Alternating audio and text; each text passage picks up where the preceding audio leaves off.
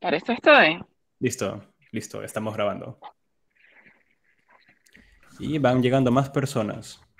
Bueno, Sí. a ver By chicos. the way, una cosita más que digo, está buenísimo si quieren prender sus cámaras, porque nada, así nos vemos las caras, nos conocemos un poco, y de paso, o sea, acto de presencia para Angular Nation, terminan ahí en YouTube y saludan a sus mamás o lo que sea. Solo eso. Soy Kevin, soy. Sí, de hecho chicos, deberían tratar de prender las cámaras hoy o después, porque esto no es solo una charla de una ocasión. Si ven el canal de Angular Nation, tenemos charlas todo el mes y se vienen más charlas aún que aún no programo porque tengo que ponerlas manualmente. Pero tenemos para charlas con speakers de nivel A1, pues para rato. Así que pónganse cómodos y vamos a empezar. Primero quisiera presentarme, mi nombre es Kevin Dávila, soy el host de Angular Nation en español. Les agradezco por estar hoy aquí presentes.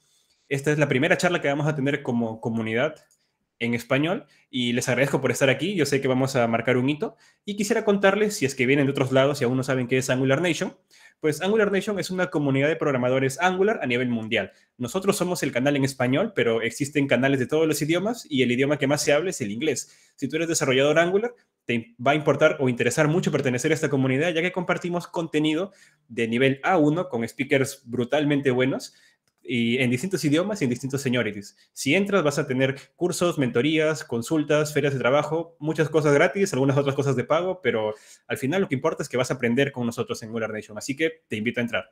La página es angularnation.net.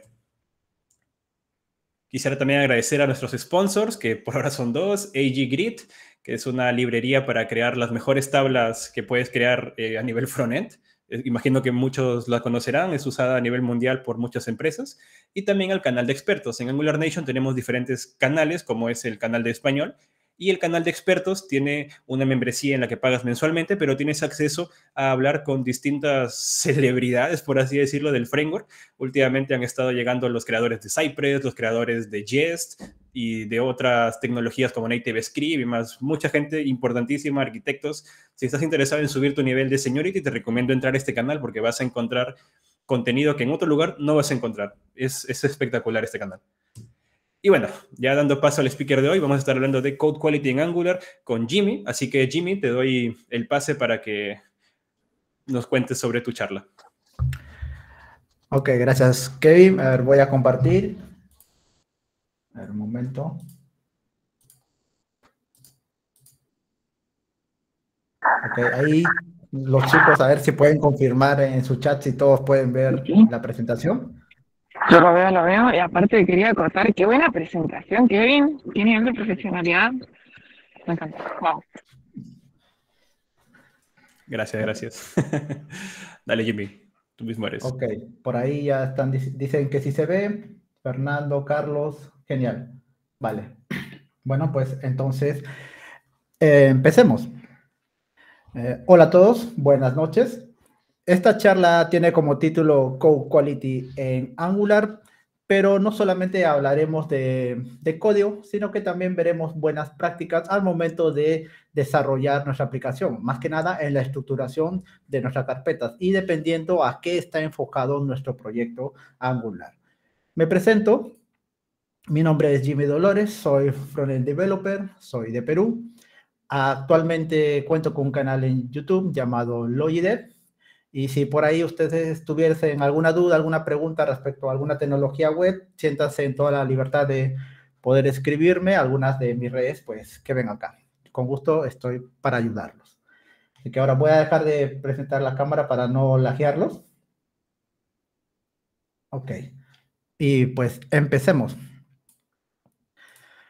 Hablar, chicos, de Code Quality es básicamente hablar básicamente es hablar de código limpio. Y decimos que el código está limpio cuando los desarrolladores que no sean el autor original también lo pueden leer fácilmente. Estoy seguro que acá muchos de nosotros que estamos presentes, no necesariamente tal vez con Angular, sino con cualquier otro lenguaje de programación, han tenido la oportunidad de ingresar a un nuevo equipo, se te asignan las tareas y al momento de empezar a leer el código, pues no entiendes por dónde va. Empiezas a ver nombres que sin sentido, variables de una sola letra, y eso te causa frustración y tomas más tiempo de descubrir cómo es que funciona el código en vez de enfocar ese tiempo en el proceso de desarrollo, o sea, para poder solucionarlo. Y por ahí he puesto esta imagen referencial donde dice que la única validación válida para manejar la calidad de código es por los WTFs por minuto. Muchos hemos estado en esta puerta acá, del lado derecho. Leemos y leemos, pues, y no entendemos nada, ¿verdad? Y aparece el clásico gurú de la aplicación y nos dice que esto es fácil y realmente, pues, al final y al cabo, hasta el que supuestamente sabe cómo funciona el código, se encuentra con trabas al explicarle. Entonces, Clean Code nos da una serie de principios para poder empezar a desarrollar nuestro código. El Clean Code, chicos, no es un conjunto de reglas estrictas, sino una serie de principios que ayudan a producir código intuitivo y fácil de modificar. ¿Y por qué deberíamos escribir código limpio? Un código limpio será fácil de modificar y de mantener por el equipo. Escribir código limpio es tan sencillo como definir muy bien el nombre de una o el nombre de una función, el nombre de una clase, de algún archivo, etc. Desde el momento en que tú empiezas a definir de una manera legible los nombres de esos elementos, entonces ya estás aplicando Clean Code. Es más fácil leer una variable que indique, por ejemplo, let message igual a un string, a simplemente let s, por ejemplo, igual a un string. Entonces, ese no te da noción de qué es lo que hace esa variable, qué es lo que almacena. Entonces, Clean Code básicamente nos va a dar ciertas pautas de cómo empezar a escribir código legible, acompañado también de las propias reglas que te pueda ofrecer el framework o lenguaje de programación en la que estés desarrollando. Y acá hay una frase que a mí me gusta decir bastante y es: limpia tu código por respeto a tus compañeros.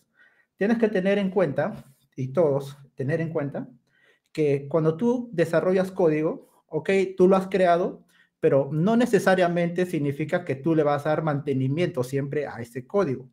Puede que el proyecto dure 5 años, pero tú ya no estás en la empresa. Entonces, ¿sobre quién recae el código que tú has hecho? Sobre el equipo.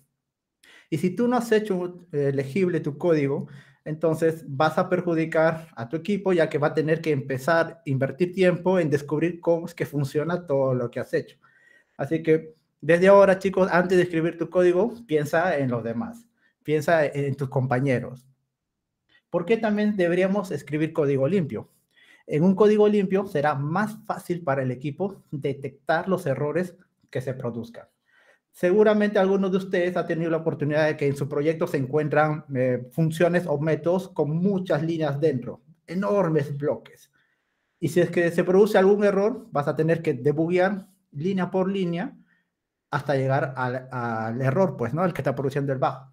En cambio, uno de los principios también de los principios SOLID, que es para aplicar calidad de código, es que dividas todas esas funciones en funciones más pequeñas. De esa manera, al momento de detectar los errores, será simplemente por zonas y atacamos directamente ahí.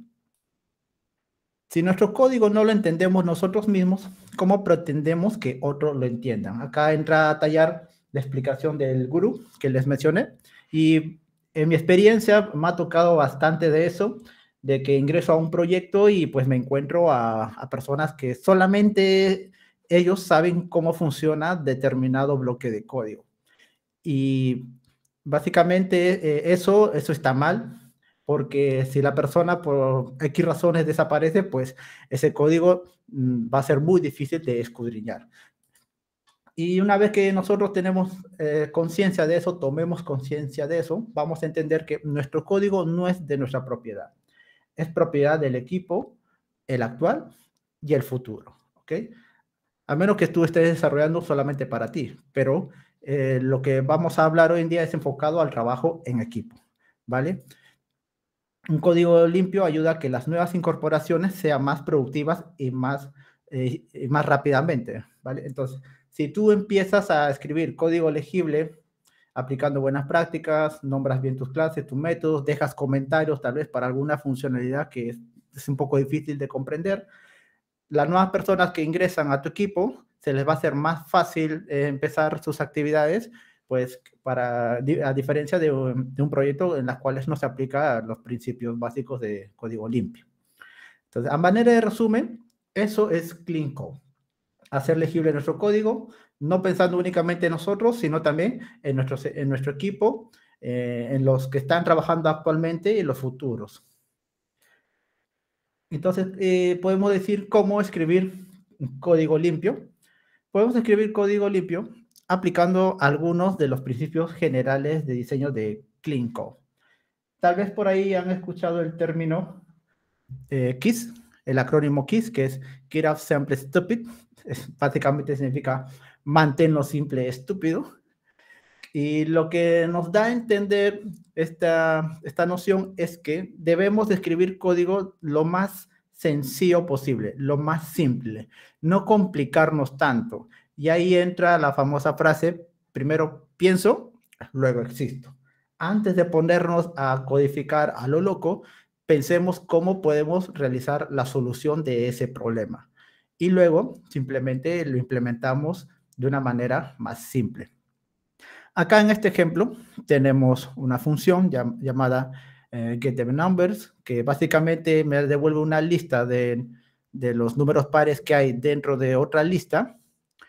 Y esto funciona, ¿ok? Al final esto va a funcionar, pero lo podríamos transformar en algo más simple, como lo que vemos acá, que simplemente hacemos uso del método filter de un array, haciendo también buena práctica de las nuevas características de ECMAScript 6. Y sobre ese filter aplicamos la validación para poder obtener los números pares. Filter ya es explícito, estoy filtrando, ¿verdad? ¿Qué estoy filtrando? Un array, los elementos de un array. ¿Y cuál va a ser mi validación de ese filtro? Pues que sea un número par. Y de esta manera aminoré toda esta sección de acá a simplemente esto. Entonces lo he vuelto más simple. Esto es un ejemplo muy básico, pero es aplicable pues, a cualquier lenguaje de programación. ¿Okay? Siempre tenemos que velar por eso, hacer lo más simple posible nuestro código. También tenemos otros acrónimos de principio de diseño de Clean Code, como el DRY, Don't and Repeat Yourself, que es básicamente evitar repetir código. Y lo que podemos hacer es centralizar determinados bloques de código dentro de un archivo o una carpeta y simplemente exportarlo. Y luego, como lo estás exportando, lo puedes utilizar en las diferentes partes de tu aplicación. Esto también se aplica, ya que vamos a hablar de Angular, aplica también al tema de la componentización de componentes. Cuando tú vas a desarrollar un componente, puede que el componente tenga muchos elementos. Entonces, meter todo eso en uno solo va a ser muy tedioso de testear. Entonces, lo ideal sería que empieces a dividir esos elementos. Y por ahí también cabe la posibilidad de que existan componentes que se van a repetir en muchas partes de tu aplicación. Entonces, para no estar repitiendo todo ese bloque de tu vista, puedes crear un único componente y reutilizarla en esa vista. Entonces, de esa manera también estás aplicando el patrón drive, el Don't Repeat Yourself. Luego tenemos lo que es el YAML, que es el acrónimo de You Are Gonna Need It, que es básicamente no crees algo si es que no lo vas a necesitar. Este acrónimo viene de lo que es la programación extrema, la programación XP, y nos indica lo siguiente. Siempre implemente las cosas cuando realmente las necesite, nunca cuando prevea que las necesitará. Cuando empiezas tú a intentar aplicar lo que es la calidad de código, tratas de seguir patrones de diseño, tratas de implementar buenas prácticas, principios SOLID, etc. A veces caemos en la sobreautomatización de las cosas y nos ponemos a crear cosas creyendo que se va a utilizar en futuro y le dedicamos tiempo. Pero al final te das cuenta que eso que has creado nunca lo usaste o simplemente lo usas en un solo lugar. Así que básicamente ese tiempo invertido para poder desarrollar eso ya se perdió, ya está hecho. Entonces, lo ideal sería que simplemente empieces a crear las cosas cuando lo necesites. nada más. No caer en el tema de la sobreautomatización de las cosas. Vamos a ir creando según la necesidad. ¿Qué más tenemos para poder escribir código limpio? Tenemos el readable before concise, que es básicamente, importa más que sea legible antes que conciso. El código no solo debe funcionar y ser interpretado por la máquina que lo ejecuta, sino que también debe ser comprensible para otros desarrolladores, lo que hemos venido hablando. Y respecto a eso, vamos a hablar en específico sobre el nombrado de carpetas y archivos, variables, métodos y funciones, clases, estructuras de control y demás. Entonces, básicamente es empezar a nombrar nuestro método, nuestras funciones de manera legible e indicando qué es lo que hace. Una función tiene que determinar eso, que a simple vista, cuando lo leas, tú sabes qué es lo que hace. Y luego, también esto aplica a las variables. En este ejemplo que tenemos acá, en getSummation, tiene un reduce, está usando una función reduce de un array, y vemos pues las letras P, C y la letra S. Esto, como siempre, va a funcionar, pero no es legible ante lo que a simple vista. Imagina que esto lo vea un junior que recién está ingresando y ve esto. Entonces, como es un junior, posiblemente va a tener que entrar a Google y buscar cómo funciona el Redux, qué es lo que hace P, qué es lo que hace C. En vez de escribir un código de esta manera, podemos hacerlo tal cual está en la parte derecha. Lo hacemos de manera implícita. Escribimos tal cual. P significa previous value, C, current value, y lo que estoy haciendo en la función reduce es sumar esos dos valores, y si en caso no hubiese algún valor, voy a retornar un valor 0. Y con eso, lo que estoy haciendo es sumar cada uno de los valores que están dentro de ese array, y los voy a almacenar en una variable llamada summation. Ya no es, y al final retorno eso.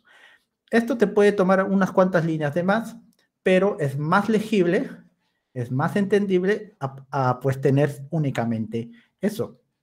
Y esto aplica también a los nombres de las carpetas y archivos, variables, métodos, clases, etc. Tienes que empezar a nombrar desde ahora tal cual es lo que va a hacer ese elemento. Si es una variable, ok, ¿qué es lo que guarda esa variable? ¿A qué se refiere? El método, ¿qué es lo que va a hacer? Igual para las funciones, las clases, lo mismo, qué es lo que va a contener, las carpetas y archivos igual. Creo una carpeta, qué es lo que va a hacer, qué es lo que va a contener esa carpeta, de qué trata, crear las jerarquías necesarias de tal manera que para ti sea muy simple darte la idea de qué es lo que trata, qué es lo que hay ahí, cuál es el contenido de ahí. Y como un tip que les voy a dar, un buen nombre de método o función dice qué es lo que hace, pero no cómo lo hace. Para eso existen los parámetros. ¿Cuántos de ustedes no han visto por ahí el clásico get user by ID o get element by ID y así? Varios elementos, varias funciones, varios métodos que ya me indican qué es lo que hace. Si tú nombras muy bien tus métodos o funciones, basta únicamente indicar en el nombre qué es lo que hace. Y luego los parámetros me van a indicar el cómo. Si yo pongo, por ejemplo, en un ejemplo, getUser, entonces el nombre me dice que va a traer un usuario. Y luego le paso un parámetro. Y el parámetro se llama IDUser, por ejemplo. Entonces, ¿qué me da a entender a mí? Que va a obtener el usuario por el ID del usuario. Entonces, tan solamente con escribir bien los nombres, ya se te hace más entendible la revisión de código. Hay que tener en cuenta estas cosas y esto pues básicamente nos va a ayudar a mejorar a nosotros como desarrolladores. Si quisieras aprender más sobre Clean Code, te recomiendo estos dos libros. El primero es el libro Clean Code, escrito por Robert Martin, muy buen libro. No solamente vemos acá código limpio, también se ven temas de refactorización, también temas de nombrado, temas de optimización de recursos al momento de codificar y muchas otras cosas más. Muy completo, simplemente pues léalo. Y el otro libro es Clean JavaScript, donde también se aplica código limpio, pero también veremos temas de testing, algunos principios SOLID, cómo aplicarlos, y todo enfocado a JavaScript. Estos dos libros para mí son esenciales de estudiar y van a complementarse en sí y te vas a ver cómo vas a transformar tu mente y vas a empezar a desarrollar con mucha más conciencia en cada línea que hagas. Ok, dicho esto, es un preámbulo para entrar a lo que son las buenas prácticas en Angular. Antes, como ya he mencionado, tenemos que empezar a escribir bien nuestro código para poder empezar a desarrollar en cualquier lenguaje de programación. Las buenas prácticas en esta ocasión vamos a dividirlas en dos partes. Vamos a ver estructuras de proyecto y vamos a ver temas de sintaxis. Hay muchas otras formas más, ¿vale? Pero vamos a ver las que yo considero son más importantes y también por un tema, pues, de tiempo, ¿verdad? Para no alargar tanto la charla. Así que empecemos con la estructuración de un proyecto, la estructura de proyecto. Si vamos a hablar sobre estructuras de proyecto, básicamente vamos a tener que hablar sobre la estructura de carpetas en Angular. Al final, para todas las personas que estén acá, tal vez tengan experiencia o no en Angular, usamos una línea de comandos proporcionadas por el propio framework de Angular, llamado Angular CLI. Nos ofrece línea de comando para poder generar un proyecto. Con esas líneas de comando, lo que hace Angular es generarnos ya una base, un proyecto base, con todas las carpetas necesarias para que puedas desarrollar una aplicación. Luego de ello, una vez que tú tengas eso, vas a empezar a ingresar tus componentes, ¿verdad? Vas a empezar a crear componentes, armar tus vistas, tus clases, etc. En Angular, organizamos nuestros componentes a base de módulos. Así que es una decisión crítica qué estrategia de módulos usar según el proyecto a realizar. Antes que inicies un proyecto, tienes que ver esto sí o sí. No simplemente es crear el proyecto y me pongo a componentizar y ya. No. Tienes que ver a qué va orientado tu proyecto, qué planes tiene a futuro el proyecto y cómo es que tú puedes lidiar con eso, ¿no? ¿Qué es lo que va a hacer? Veamos qué opciones tenemos. Tenemos la opción de agregar todo en un único módulo, crear un módulo por componente o crear un módulo por característica o vista. Y la información que les voy a presentar acá es sacada de un artículo llamado Angular Module Best Practice del 2021, escrita por Chris Kohler. Sería genial que vayan a leer ese post. Es muy interesante y nos da muchos datos relevantes sobre cómo empezar a modularizar nuestro proyecto. Empecemos con lo que es la estructura de carpetas, de módulos, perdón, pero todo en un solo módulo. Acá tenemos un ejemplo que tenemos todos estos componentes y como sabemos, en Angular, cada vez que tú creas un componente, se va a adicionar a un módulo, ¿verdad? Si tú no tienes otro módulo, lo que va a pasar es que se van a ir añadiendo cada uno de los componentes al módulo principal. El módulo por defecto es AppModule.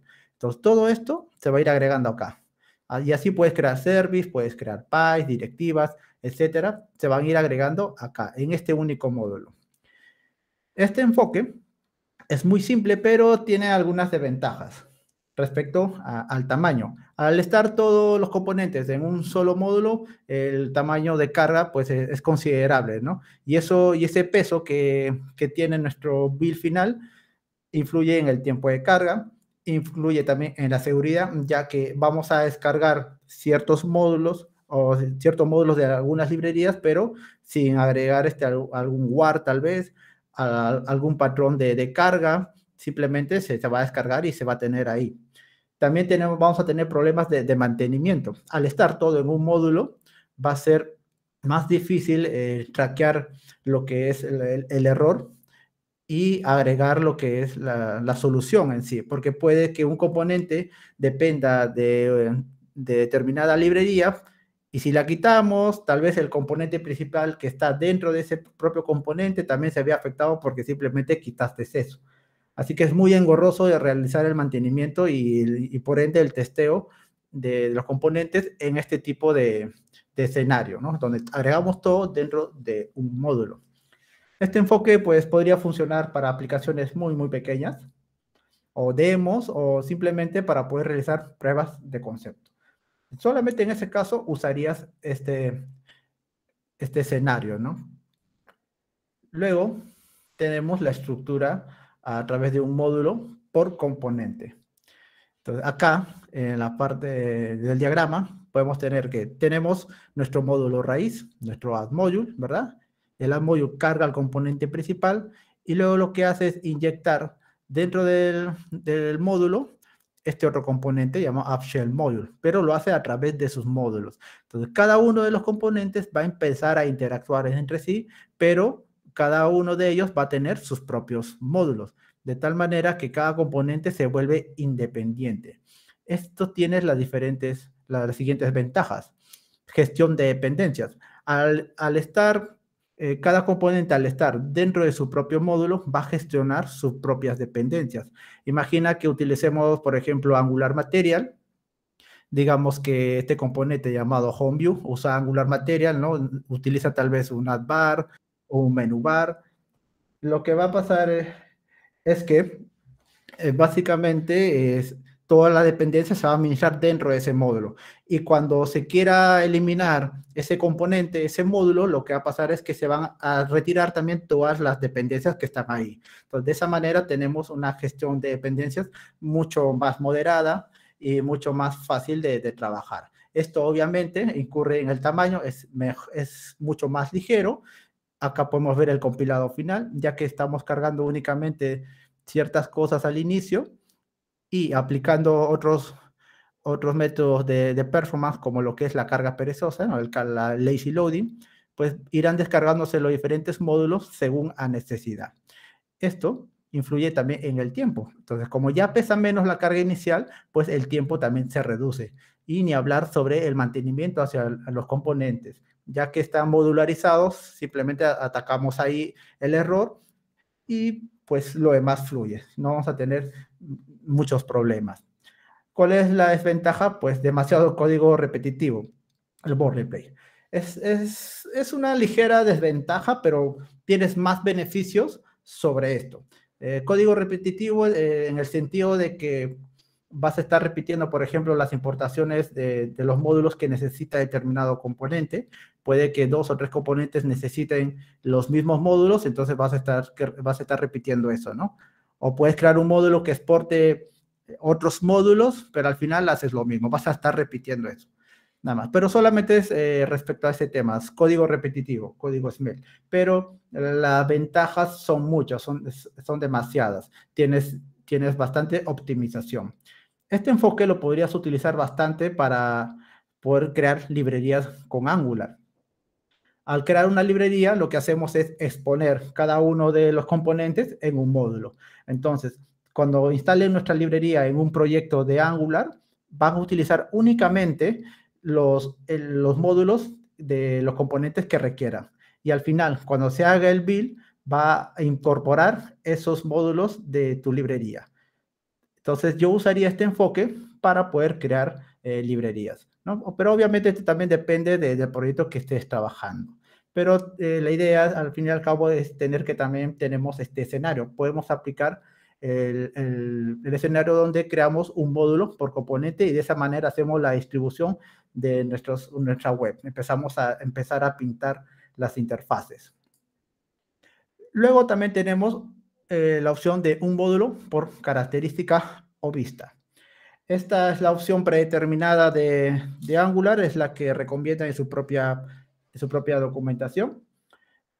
Es básicamente agrupar componentes en un único módulo, pero esa agrupación de componentes se supone que se refieren a una característica de la aplicación o a una vista del flujo de negocio que estés desarrollando.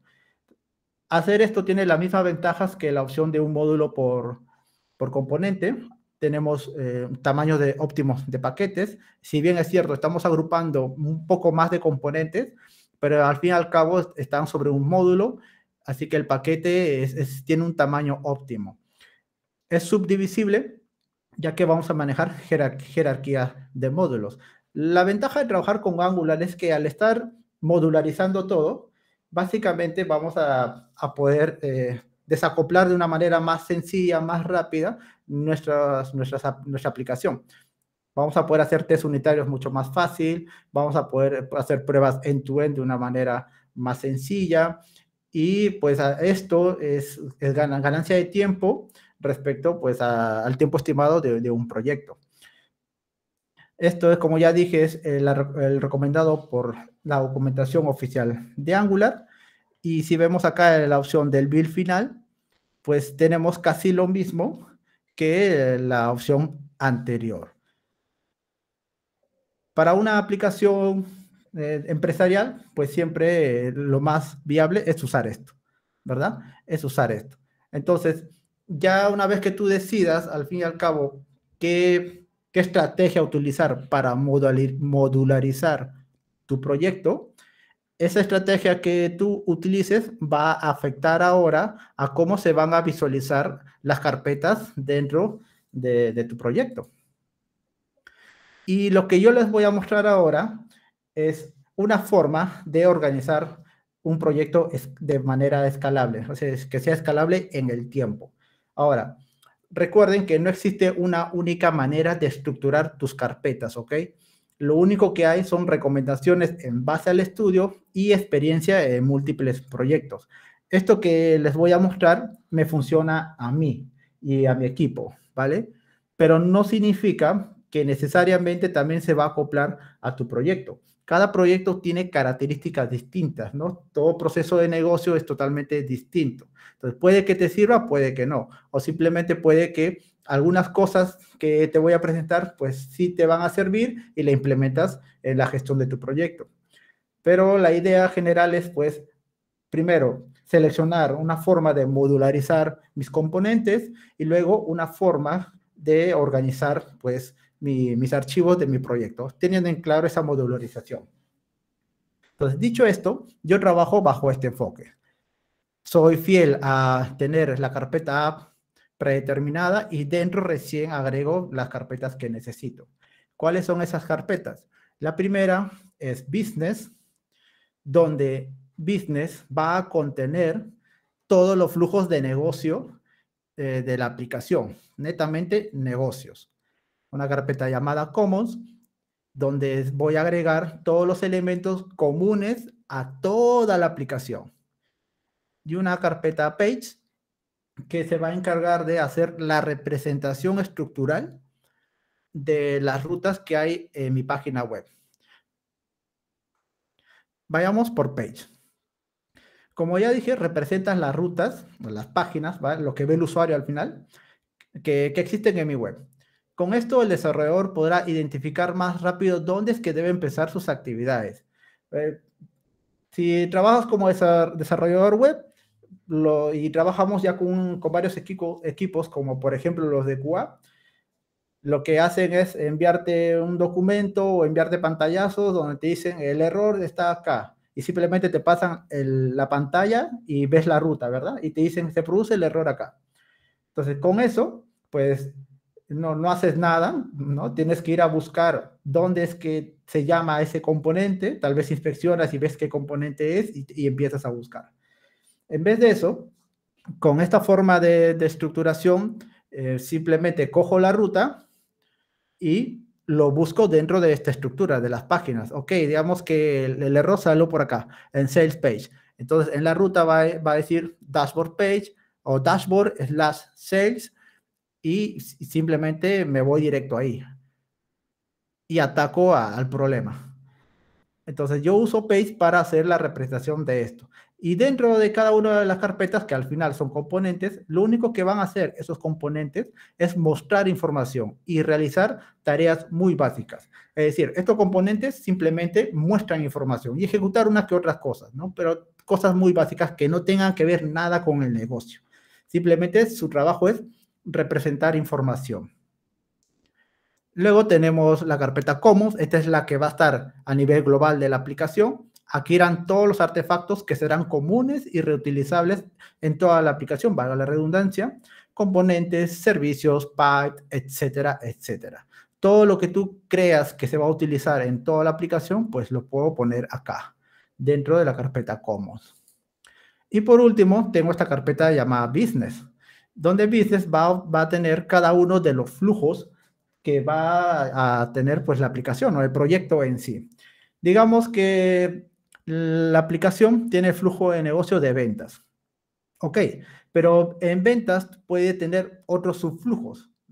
Entonces, por cada subflujo vas a empezar a crear componentes, directivas, clases, pipe, etcétera. Inclusive, por cada subflujo o flujo en general, puedes tener elementos comunes, pero son comunes únicamente a ese flujo y nada más. Entonces, este patrón es lo que yo utilizo y aplico para empezar a desarrollar. Entonces, básicamente vamos a distribuir los flujos de negocio de mi aplicación. De esa manera lo tengo separado. Todo lo que tenga que ver con el flujo de negocio está dentro de esta carpeta. La carpeta Page únicamente consume esos elementos del business y las representa. Luego, cada flujo puede tener cosas en comunes, pero únicamente por el flujo o por su flujo. Así que también es interesante tener una carpeta llamada Commons para establecer esas cosas comunes, ¿no? Por flujo o por su flujo. Así que espero pues que esto les ayude a alguno de ustedes, tal vez les oriente a cómo empezar a distribuir sus proyectos, teniendo en cuenta la modularización.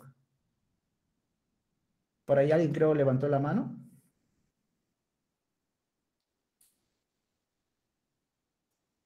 ¿O me pareció?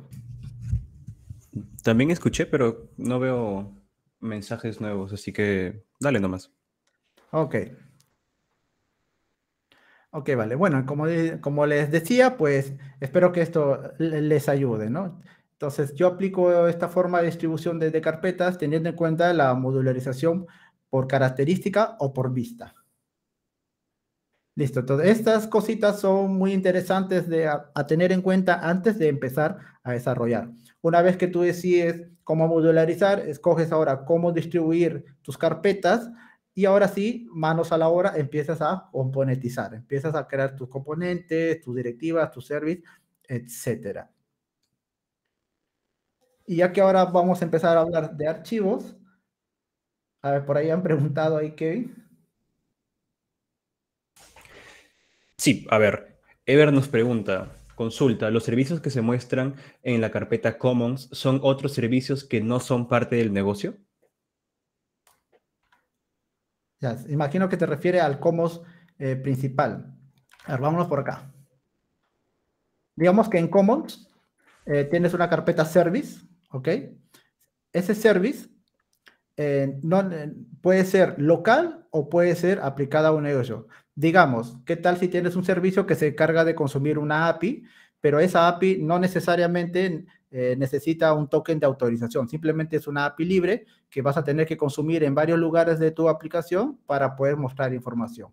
Entonces, eso iría acá, dentro de Commons. O sea, puede ser un service orientado a alguna parte del negocio o simplemente puede ser un service orientado a la gestión local de tu proyecto. Puedes tener, por ejemplo, un service para gestionar los localization stores, puedes tener service para realizar la comunicación entre componentes y más. Y lo mismo pues aplica para los demás commons que va a haber en los flujos y los subflujos. Digamos que en commons tienes otra carpeta service. Y ese service se encarga únicamente de las peticiones HTTP de las ventas. Y está bien ponerlo ahí, ¿por qué? Porque estamos hablando del flujo de ventas nada más. Y solamente se agrega ahí.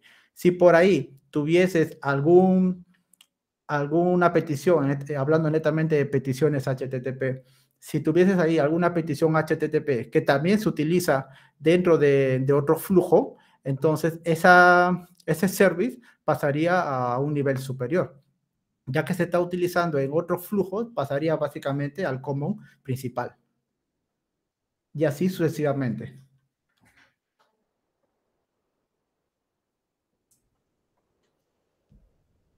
No sé si respondí Listo. su pregunta. Sí, Ever dice que correcto, gracias. Y bueno, Daniel pregunta, ¿qué representas en la carpeta Shard dentro Share. de Commons principal. Acá. Supongo que... No, en la siguiente. Eh, Claro, en ese Commons, acá. en esa. Share. Ujú. Share. Vale. Vamos a hacer el ejemplo que estamos utilizando una librería de componentes y vamos a usar Angular Material. ¿Ok? Entonces, Angular Material, de todos los componentes, siempre vamos a utilizar los módulos clásicos para formularios. Bat for Field, Input Module, Button Module, Select Module, etc. Todos los módulos que tú sabes que siempre vas a reutilizar en muchas partes de tu aplicación, la puedes agregar acá, en Share. Entonces, en Share lo que vas a hacer es básicamente lo que vas a compartir. ¿Ok? Digamos que quiero compartir todos esos módulos. Entonces, creo un módulo principal, puede llamarse Share for Basic Module, y dentro agrego o exporto básicamente todos los módulos que voy a ir reutilizando en las demás partes de mi aplicación. Luego, no solamente puedes compartir módulos, puedes compartir componentes. Entonces, creas un módulo y compartes ese componente. O simplemente dentro de Share creas una carpeta llamada Components y luego ese componente va a manejar su propio módulo y la reutilizas. La idea es tener centralizados qué cosas son los que se van a ir utilizando o compartiendo en todas las partes de mi aplicación.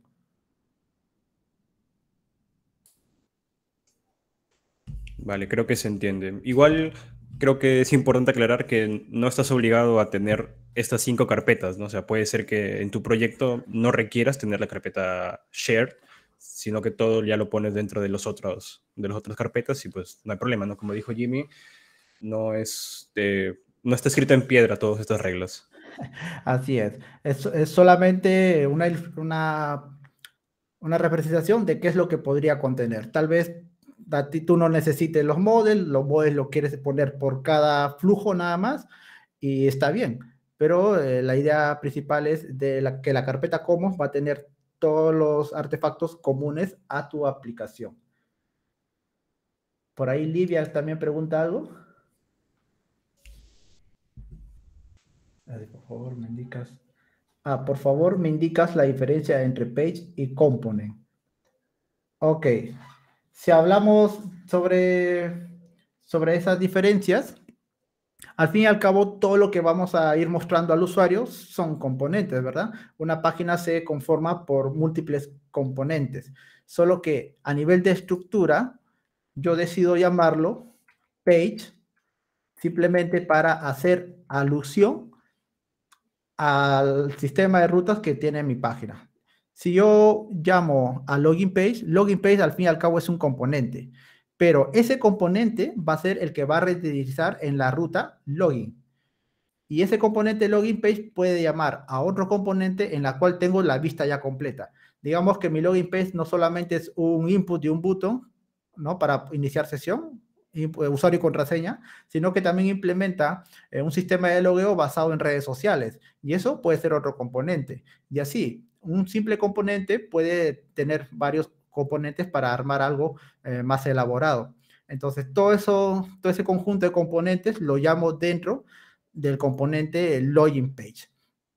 Y login page es lo que se va a renderizar en la ruta. Entonces, es por eso que hago la separación.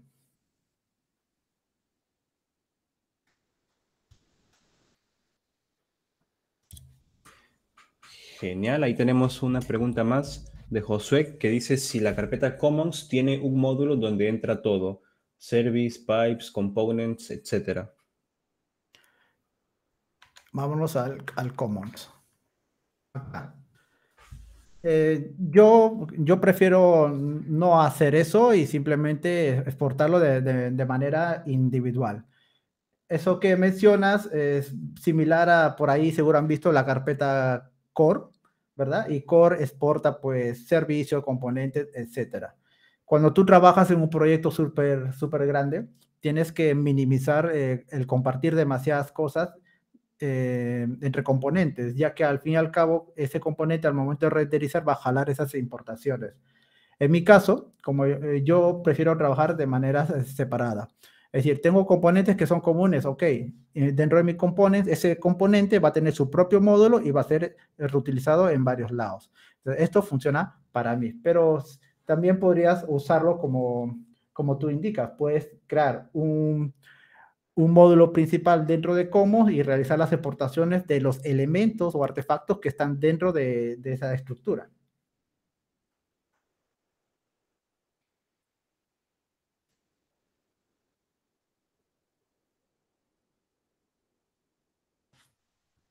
A ver, por ahí han hecho otra pregunta más. Estamos a full con preguntas. A ver, dice Ever, si por ejemplo tengo un formulario que tiene los campos similares a otro, por ejemplo, CRUD para categoría y tipo de pago que tengan campos de nombre y tipo, ¿puedo agregarla a un share y pasarle los datos que deseo con input y output desde los componentes en sí? ¿Sería correcto hacer esto? A ver, sí, por ejemplo.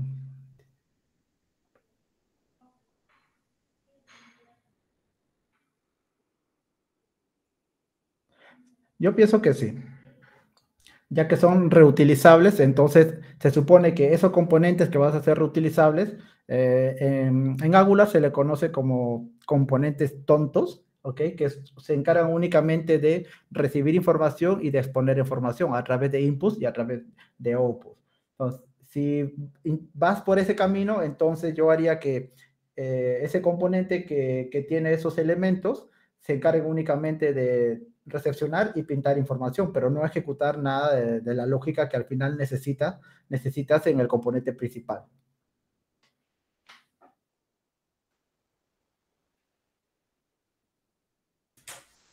Genial, correcto.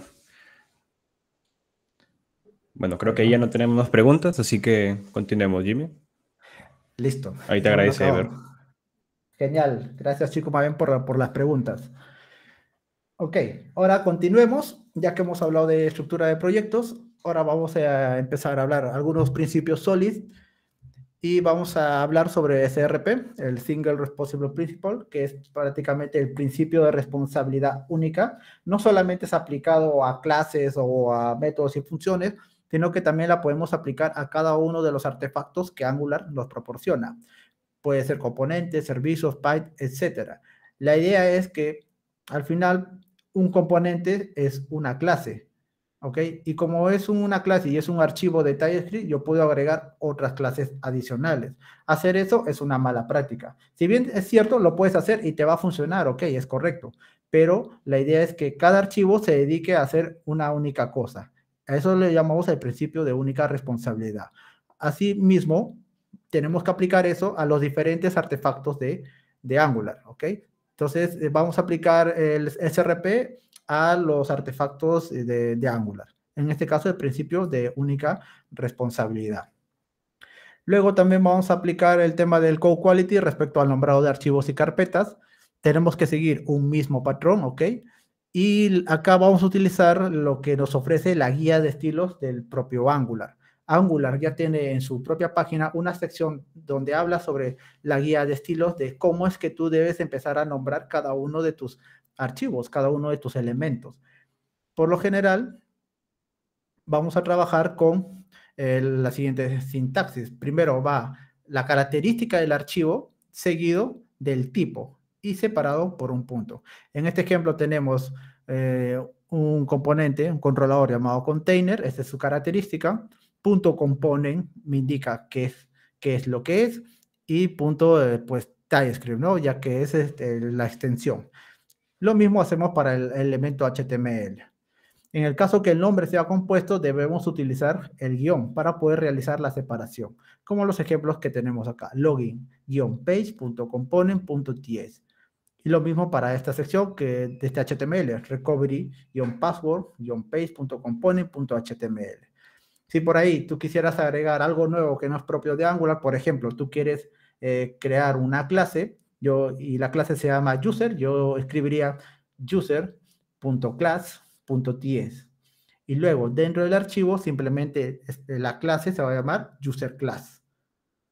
Y así sucesivamente lo vas a hacer por cada uno de los archivos. Y seguir esta nomenclatura. Entonces, al hacer esto, pues ya todos trabajamos bajo un mismo estilo, ¿no? Esto obviamente puede ser debatible tal vez para para el proyecto, ¿no? Porque existen ciertas nomenclaturas que la empresa donde estás trabajando te impone. Entonces te puede decir, no, yo no quiero trabajar así, sino quiero trabajar con camel case, no quiero guiones. Eso va a depender ahí, pero por lo general, lo mejor es trabajarlo siguiendo la guía de estilos que nos da Angular. Luego, también tenemos que el nombre de una carpeta debe describir su contenido, que ya es lo que hemos visto. Por ejemplo, acá tengo la carpeta share, que justo acabamos de hablar de él, y tengo una carpeta modules. ¿Y qué es lo que va a contener ahí? Un módulo que se va a encargar de exponer otros módulos. Acá en este módulo llamado share for Basic, lo utilizo para poder exportar aquellos módulos para formularios básicos. Es decir, si vamos a Angular Material, tenemos los métodos, los módulos MathButton Module, For Module, si vamos a usar formularios reactivos, Reactive for Module, el Input Module. Entonces son esas cosas básicas para desarrollar un formulario, entonces las exporto acá. ¿Por qué? Porque siempre voy a utilizar formularios en mi aplicación. Entonces simplemente ahora lo voy a exportar directamente de este módulo y en el módulo que lo necesite hago la importación de este único. Y esto ya me trae todo y trabajo.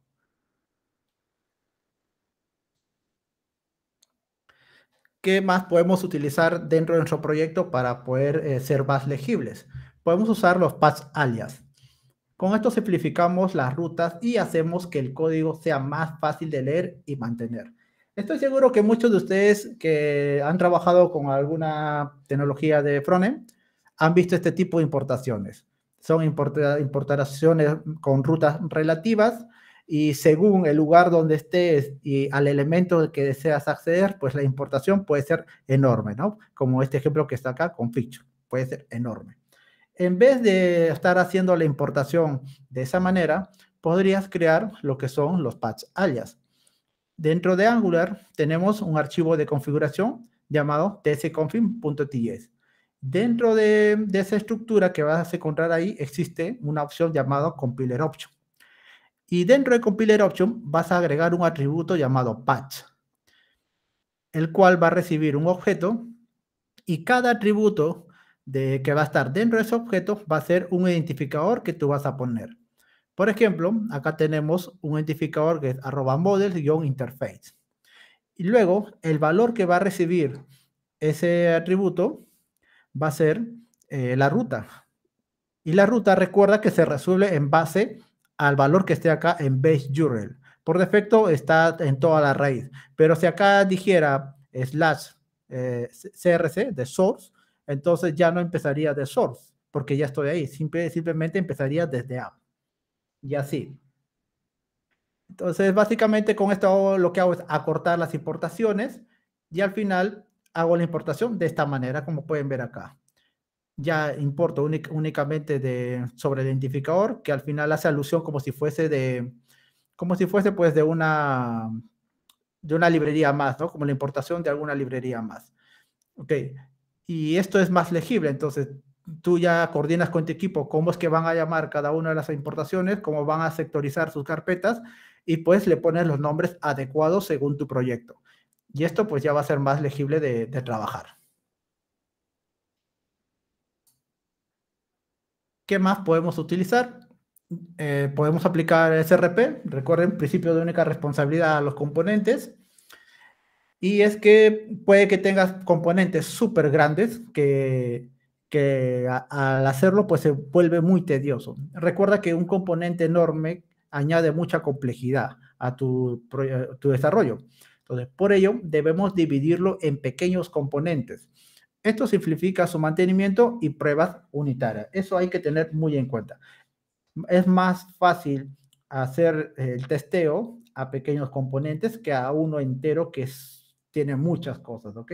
Imagínate que te pones a hacer tú desde cero te pones a hacer un componente carrusel. Entonces, para hacer el carrusel, ¿qué necesitas? Necesitas un visor, necesitas unas flechas para hacer el direccionamiento, ¿verdad? Por ahí algún contador y se van a estar comunicando bastante, ¿verdad? Para poder ejecutar la opción del slider, etcétera, etcétera. Entonces, hacerlo todo eso en un único componente es tedioso. Aumenta la complejidad de hacer las pruebas unitarias, Así que lo ideal sería aplicar lo que es el divide y vencerás. Lo divides y entonces ya es más fácil realizar tu pruebas unitarias y además el hacer el testeo ante posibles errores. Y ahora vamos a hablar sobre los Smart and Components.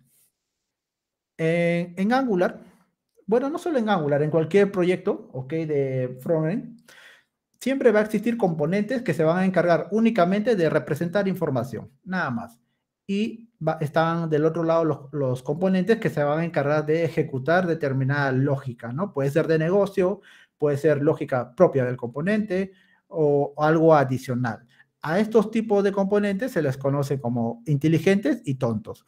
Los smart son los que van a ejecutar lógica de negocio, pueden gestionar datos, van a realizar comunicación, pero hacia abajo, y manejan y gestionan pues hacia arriba. ¿A qué se refiere con hacia abajo?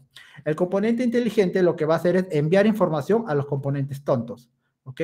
Luego, el componente tonto va a recibir esos datos y los va a presentar. Y una vez que los presenta, puede que el componente tonto tenga alguna acción. Y esa acción va a capturar una información. Esa información la va a enviar al componente padre, que es el componente inteligente, el smart. Luego, el componente inteligente captura esa información que le está enviando su hijo, la gestiona y luego la manda hacia arriba, porque ese componente este componente inteligente puede estar montado sobre otro componente padre. Entonces, es así la comunicación. Cuando empieces a desarrollar un componente, antes de hacerlos, identifica cuáles son tus componentes inteligentes y cuáles son tus componentes tontos, tus componentes smart o tus componentes down. ¿Para qué te sirve eso? Para que ya no te mates tanto en la idea de cómo es que va a funcionar este componente.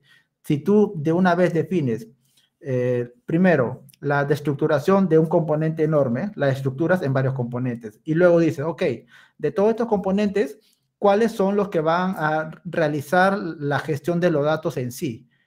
Las separas y solamente sobre ellos empiezas a trabajar, es decir, le das prioridad a las cosas que van a hacer.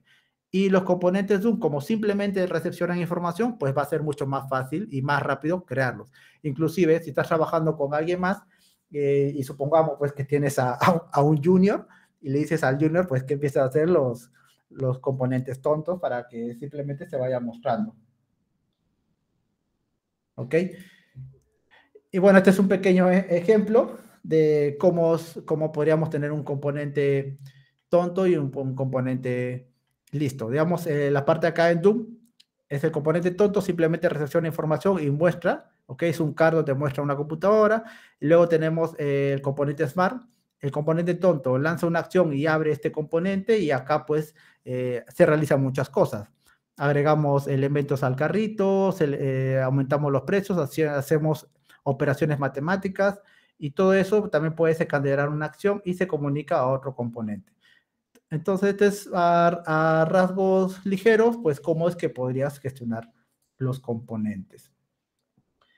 Otra opción que puedes utilizar para agilizar tu proyecto es agregar a algún gestor de estados, pero tienes que tener en cuenta que agregarlo solamente si es que el proyecto lo amerita, ¿ok? Para aquellos que no saben qué es el estado, básicamente se refiere al valor de las variables de nuestros componentes o aplicación en un momento determinado. Cuando los valores cambian, pues el estado muta. Entonces, cuando nosotros trabajamos en proyectos súper grandes, el estar gestionando estos valores, estos estados, es muy complicado, es muy tedioso. Ya no nos sirven tanto los cambios subject, los observables, se vuelve muy tedioso. Entonces, para ello nació Redux. Redux es un patrón de arquitectura para poder implementar un flujo de la información sencilla y predecible. Entonces, Redux lo que hace es implementar un único store, es decir, ahí van a estar todos los valores que van a estar utilizando nuestros componentes y cada uno de los componentes lo que va a hacer es acceder a ese store. Y luego, simplemente representa la información, representa o modifica la información. En Angular tenemos dos librerías importantes o muy usadas, por decirlo, que es NGRX y NGXS.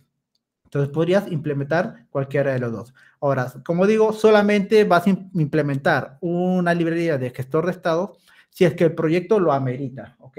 Solamente ahí. Si tienes un proyecto medianamente grande, es Es innecesario hacer esto. Recuerda que Redux o la librería que estés utilizando para gestionar el estado únicamente soluciona un problema, pero no es que agiliza o le da un performance a tu proyecto, ¿ok? Se podría decir que implementar una librería de gestión de estado agrega cierta complejidad a tu proyecto, ya que los demás integrantes que posiblemente no tengan experiencia con esto van a tener que aprender. Y este tiempo de aprender, pues, va a tener que ser cubrido por el ciclo de vida del proyecto. Así que a tener en cuenta eso. Jimmy, Ahí eh, parece que ya el nos tiempo nos hemos ganó, pasado unos chicos. minutos de la hora. Sí. Sí, así que nada, si podemos ir resumiendo, va a estar buenísimo. Buenísimo el contenido que has presentado, como quería falta una próxima charla de más profundización, si quisieras, no sé, pero estaba un excelente resumen y todas las referencias buenísimas. Así que nada, te dejo a que completes como gustes. Vale, ok. Bueno, chicos, parece que el tiempo nos ha ganado. Hemos resuelto varias preguntas, que es lo más interesante, que ustedes interactúen. Podemos ver unos temas de sintaxis, pero no sé ahí, Kevin, si podríamos dejar tal vez esta parte de Code Quality respecto a la sintaxis para una siguiente charla, tal vez. Me parece Para mí perfecto, ¿eh? Sí, ¿qué opinan los chicos que están aquí? ¿Les interesaría una segunda parte un poco más calmada también, con más ejemplos de parte de Jimmy? A ver, José dice que está bien, que está esperando la nueva charla. Fernando también. Yo creo que todos queremos una segunda parte porque hay cosas interesantísimas en esta charla. Nos bien, aprovechemos el momento para responder alguna duda o para dejar algún comentario si tienen algo que comentarle a Jimmy. A ver, chicos, los oigo. O lo escriban. No, pueden prender su micrófono y comentar o hasta prender su cámara, chicos. No hay Sí, ninguna sí. restricción para esta. O pueden prender su cámara para tomar una captura y la suban al canal de Nation. Claro. Pero ahí siempre con respeto, porque por ahí no sé si vieron, pero había un troll que quería poner cosas. Pero, se Sí, le bota sí, lo rápido. vi. Se le Sí, bota sí. rápido, se le bota rápido. Se pasan. Ok, ahí están Fernando, Olivia, ya están compartiendo. Ya, chicos, si alguien más se suma, genial. Si no, pues a la cuenta de 3 pueden hacer alguna seña para tomar una captura. A ver. Like. 1, 2, 3.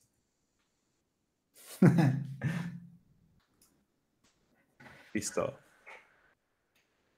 Por ahí Bueno, ¿hay estaban dejando alguna? mensajes.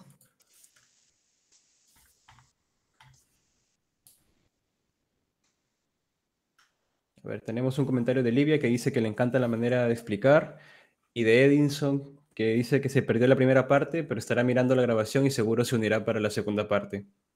Sí, de hecho este video va a estar subido al canal de Angular Nation, así que pueden repasar ahí algunas cosas que no les ha quedado claro. Si quieren revivir esta charla, pues es sencillo, ¿no? Si no hay más preguntas, creo que ya podemos ir cerrando con la charla de hoy. Ok, bueno, entonces me voy despidiendo yo. Gracias, chicos, por su tiempo y gracias ahí, Kevin, Natalia, por la oportunidad. Y pues por ahí, chicos, si tuviesen alguna duda, me pueden encontrar también en la red de Angular Nation y podemos charlar por ahí y resolver pues dudas, ¿no? Y bueno, estamos en coordinaciones ahí con Kevin y Natalia para una segunda edición de este tema. Muchas gracias a todos por su tiempo. Genial, gracias. Listo, Jimmy. Gracias a ti por tu tiempo. De verdad, tu charla ha sido... Yo sabía que era nivel A1, pero ya te excediste, creo. Fue buenísima la charla, buenísima. Gracias. Así Sí, que, muchísimo contenido. Muchas gracias, Jimmy y Kevin, por organizarlo. Gracias por mencionarme a mí, pero esta es toda obra de Kevin. Así que nada, genial estuvo todo esto. Y la verdad, me quedo muy atenta a ver todo lo que sigue, porque hay un montón de charlas que están programadas para Angular Nation en español. Y también están las propias de Angular Nation que pasan los viernes, el social y la de expertos que pasamos temprano unas horas antes. Y nada, también hay que agradecer, por supuesto, de vuelta a HGrid porque está sponsorando este canal y a Moni con sus cursos por organizar Angular Nation y a todos ustedes por conectarse y compartirlos. Perdón por el ruido, tenía que caminar, pero nada, estuvo muy, muy bueno el contenido de Jimmy y estuvo muy, muy divertido. Gracias por organizarlo, Kevin. Ok, Gracias a ti, Natalia, por ser co-host. Y chicos, los listo, esperamos la gracias. siguiente semana con la nueva charla. Recuerden que todo el mes vamos a tener charlas, así que nos estamos viendo en las siguientes semanas. Cuídense y que pasen muy buenas noches. O días, sea donde sea que nos estén viendo. Cuídense, un saludo. Listo, chicos. Gracias. Chicos, Bye, bye. Cuídense. chao, chao. Chao, chao.